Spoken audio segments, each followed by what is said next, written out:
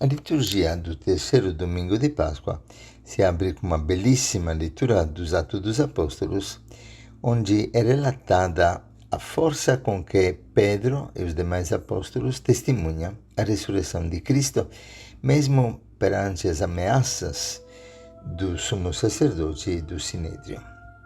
Eles tinham proibido que ensinassem em nome de Jesus, e apesar disto, como disse o sumo sacerdote, enchestes a cidade de Jerusalém com esta doutrina. Pedro, pegando a palavra, afirma: é preciso obedecer a Deus antes que aos homens, e proclama a sua fé na ressurreição de Cristo como testemunha de Cristo ressuscitado. O Deus de nossos pais ressuscitou Jesus, a quem vos matastes pregando numa cruz. É incrível.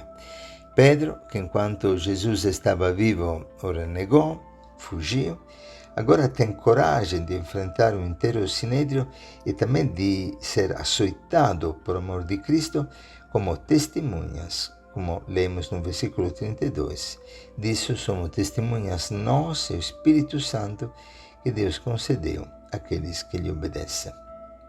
Não só isso, eles, como termina o trecho, ficaram muito contentes por terem sido considerados dignos de injúrias e sofrimento por causa do nome de Jesus. Como cristãos, somos chamados a sermos testemunhas de Cristo.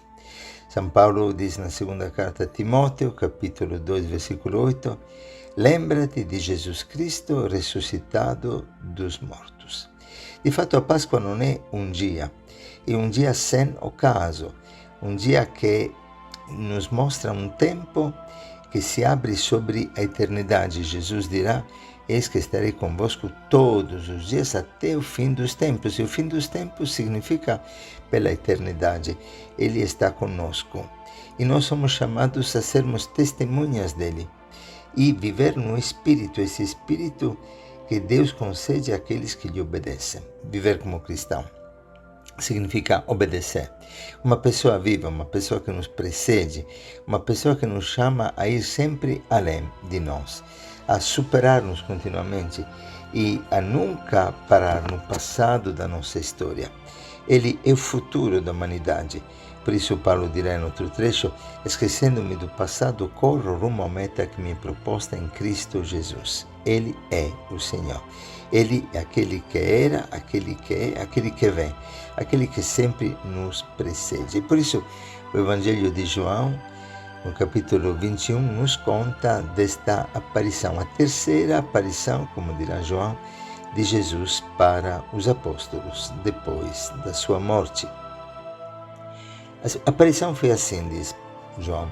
Estavam juntos Simão Pedro, Tomé, chamado Dídimo, Natanael, de Caná de Galileia, os filhos de Zebedeu, que são João e Tiago, e outros 2 discípulos. Ao todo são 7 pessoas. É claro que cada número tem um significado muito específico em João. Mas não podendo entrar nos detalhes deste trecho, vamos entender o sentido geral e o sentido mais específico neste momento e neste domingo terceiro da Páscoa. De fato, acontece que se repete o milagre da pesca. Os apóstolos vão pescar, Pedro toma a iniciativa, os outros seguem, não pescam nada durante a noite e de repente aparece um cara na praia que pergunta: moços, tende alguma coisa para comer? Responderam: não. Jesus disse-lhes então: lançai a rede à direita da barca e achareis.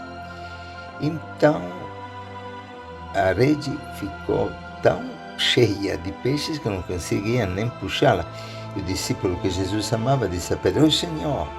E Simão Pedro, mais uma vez, escutando o discípulo que sempre o precede nesta intuição, nesta capacidade de reconhecer o Senhor, porque quem mais ama, mais conhece, se lança na sua capacidade de homem entusiasmado, se veste rapidamente porque estava nu, e quando chega à terra, não estavam distantes da terra, especifica João, apenas 100 metros da praia, encontram este homem, que é Jesus, com brasas acesas, com peixe em cima das brasas e pão. Jesus Desta vez serve os apóstolos, os convida a comer. Claro, são símbolos eucarísticos, como hoje o Senhor, neste domingo, em todo domingo, nos convida a comer. O peixe era o símbolo de Cristo, o símbolo dos cristãos, o pão, o símbolo eucarístico. Somos chamados a um banquete, a intimidade com Cristo. Essa é a nossa vida cristã e é interessante porque nas aparições no Novo Testamento são 18 aparições pelo menos de Jesus. Um dia me diverti a fazer esse estudo bíblico maravilhoso. Nós vemos que Jesus sempre se apresenta de várias formas e normalmente depois que os apóstolos o reconhecem, ele desaparece, quase a dizer: você me conhece, mas agora busca-me mais, agora procura-me mais. A ressurreição de Cristo é um convite a irmos sempre além. Às vezes aparece como andarilho, como os discípulos de Emaús, como jardineiro para Maria Madalena, aqui como um experto na pesca, que convida a lançar a rede do outro lado da barca. Outras vezes como um cozinheiro, aqui está cozinhando pão e peixe, ou um servo que está realmente oferecendo comida para os apóstolos. E de tantas formas diferentes. Para Paulo aparecerá como uma grande luz que tornará cego. Paulo até relata que numa dessas aparições, numa destas 18 aparições, no primeiro carta aos Coríntios, capítulo 15, versículo 6, diz que de uma só vez apareceu a mais de 500 irmãos. É maravilhoso. O que nos diz esta verdade? Que nós temos que procurar continuamente o Cristo, que ser cristão é ser testemunha, sim, de Cristo ressuscitado, disposto também a sofrer por amor de Cristo, não por acaso. O cristianismo é a religião mais perseguida no mundo, mas, sobretudo, ser cristão significa viver como uma vida de contínua busca do Senhor, um desejo profundo de conhecê-lo, de amá-lo mais, de reconhecê-lo novamente para podê-lo seguir. Não por acaso o trecho termina com um convite a Pedro: segue-me. E desta vez o convite faz referência à morte com que Pedro ia glorificar a Deus, como diz João. E entra aqui o belíssimo diálogo de Jesus com Pedro. E Jesus por 3 vezes pergunta a Pedro: me amas mais do que estes? Na verdade, os exegetas nos dizem que esta tradução pode ser interpretada de forma diferente e que este amor quer dizer um amor divino.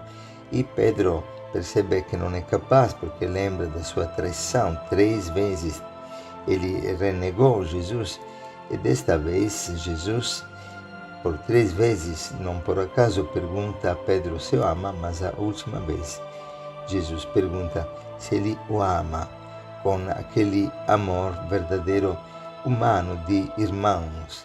E Pedro responde desta forma tão humilde, mas também tão bonita: Senhor, tu sabes tudo, tu sabes que te amo, tu sabes a minha fraqueza, tu sabes que fui fraco, mas tu sabes que eu desejo dar a vida para ti. E por isso que no final Jesus dirá: segue-me. No capítulo 13 de João, quando Pedro, empolgado e achando-se melhor do que os outros apóstolos, disse: Senhor, mesmo que todos te abandonem, eu jamais te abandonarei. E por isso Pedro, que fez aquela comparação e depois renegou Cristo, agora escuta o Cristo que vai dizendo: me ama mais do que este, como dizer, você pensava de amar-me mais do que esses, mas eu me contento com o teu amor de hoje. Apacenta as minhas ovelhas. Cristo não entrega o rebanho ao apóstolo mais forte, nem ao mais corajoso, nem àquele que amava, como João se define o Cristo, aquele que o reconhecia logo, mas o entrega ao apóstolo humilde, a um apóstolo que não tem medo de reconhecer a sua fraqueza e de seguir Jesus, apesar da sua fraqueza, com as suas fraquezas, com as suas contradições, mas que no final foi perseverante até a morte, e a morte de cruz, como sabemos. E Pedro, de forma belíssima, entende que o Senhor o convida a ir sempre além. Com esta pergunta, Jesus está dizendo: Pedro, olha para mim, estou vivo. Você, pela força que eu te dou, saberá ir além da tua fraqueza. Pedro diz: sim, Senhor, eu creio. Você poderá ir além das misérias do teu passado. Você pode ir além da consciência do teu limite. Ama-me por inteiro. E Pedro se deu inteiramente para Cristo. Da mesma forma, alguns exegetas nos levam a interpretar esse trecho naquela comparação desta forma: tu me amas mais do que estas coisas. Quer dizer, me ama mais do que a pesca, do que o trabalho, do que a comida que acabo de dar-te. Porque em grego esse termo é neutro, então pode ser interpretado de várias formas: mais do que estes ou mais do que estas coisas. Em outras palavras, Pedro estava voltando a pescar, estava voltando à vida do passado. E Jesus disse: Pedro, agora vai além da pesca, vai além do trabalho. Eu quero que você agora possa trabalhar como testemunha da minha ressurreição até o fim da tua vida. Por isso Jesus pôde falar e dava para entender com que morte Pedro iria glorificar a Deus por ser testemunha. E quando era jovem, ele confiava nas suas forças, fazia aquilo que sentia desejo de fazer. Quando era jovem, te cingias, ia para onde querias, mas quando fores velho, estenderá as mãos e outro te cingirá e te levará para onde não queres ir. Em outras palavras, você, Pedro, te convido, vai além da tua vontade. Os jovens normalmente fazem a sua vontade, satisfaz seus desejos, mas a pessoa que adquire maturidade na vida se deixa conduzir por Deus. Confia no Senhor, confia na providência e caminha realmente abandonado, se deixa levar, onde de repente até não queria ir. É belíssimo. Segue-me. E quando Jesus diz segue-me, está dizendo também vai além até da tua própria morte. Eu sou mais do que a morte, sou mais do que o trabalho, sou mais do que a vida, sou mais da tua fragilidade, sou mais da tua incapacidade de amar. Eu te amo com amor imenso. Eu sou vivo e caminho contigo e sempre te precedo e sempre te convido a ir além, de não voltar ao teu velho trabalho, à tua pesca, a Galileia, mas a voltar-te para o futuro que te espera em Roma, onde você será crucificado. Este é o sentido deste Evangelho, deste domingo. Somos chamados a reviver Jesus, não apenas no martírio de sangue, mas também naquele martírio diário. Por isso que no livro do Apocalipse, que temos como segunda leitura, nós ouvimos falar do Cordeiro imolado. É o Cordeiro imolado digno de receber poder, riqueza, sabedoria, força, honra, glória e louvor. Por quê? Porque nesta imolação nós manifestamos o poder da vida. É participando do sofrimento de Cristo que nós, como diz Paulo, de alguma forma podemos participar também da glória da sua ressurreição. Como dizia Santa Teresinha do Menino Jesus, existe um martírio cruento de sangue, mas existe um martírio diário, um martírio feito de pequenas alfinetadas, aquela capacidade de continuamente dar-se, perder-se, amar. São João diz que quem ama passa da morte para a vida, e posso entender também dessa forma que para amar eu preciso morrer, e que morrendo eu encontro uma vida que não passa, eu me torno testemunho da ressurreição de Cristo. Em outras palavras, em tudo amar, acima de tudo amar, além de tudo amar, mesmo nas pequenas coisas, poder irradiar a graça, a alegria da ressurreição de Cristo. Este é o mistério da Páscoa. E é bonito quando você entende que lavando os pratos, cozinhando, servindo os irmãos, como Jesus fez nesta terceira aparição, eu manifesto uma vida que não passa. E tudo aquilo que nós fazemos neste mundo passará.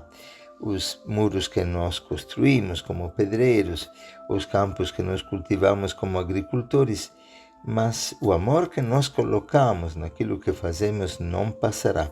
Em tudo podemos experimentar a santidade, no trabalho cotidiano, numa pequena renúncia, na atenção que damos a uma pessoa quando estamos ocupados ou estamos correndo e quando aparentemente não teríamos tempo para dedicar ao outro. Naquele perder a vida, naquele pequeno martírio, nós testemunhamos o poder da ressurreição de Cristo. E me lembro sempre de uma jovem que uma vez veio nos visitar em casa, na comunidade, e quando viu missionários, padres, varrendo o chão, lavando os pratos, esta jovem que não acreditava em Deus se converteu. Porque às vezes não é a grande pregação que converte, nem o grande discurso, nem as grandes obras, mas são os pequenos gestos vividos com amor. E quem ama passa da morte para a vida e testemunha a alegria, o poder, a força, a vitalidade e a fecundidade da ressurreição de Cristo. Que o Senhor te abençoe e te guarde, que faça resplandecer a sua face sobre ti e te dê a paz. Um feliz tempo de Páscoa para todos. E vamos obedecer ao Espírito Santo, deixando-nos conduzir ao encontro de Cristo, que sempre nos precede.